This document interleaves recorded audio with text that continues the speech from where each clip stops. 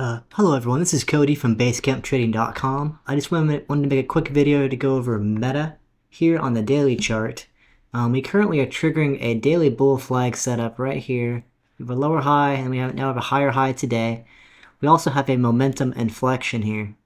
You can see by this green arrow we have. So it's a reacceleration of momentum and we're coming into the next swing high at roughly 674.41.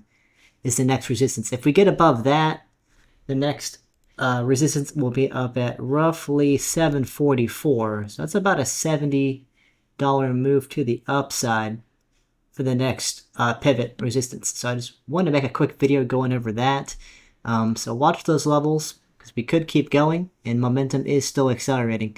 But keep in mind they do have earnings on the 29th of April.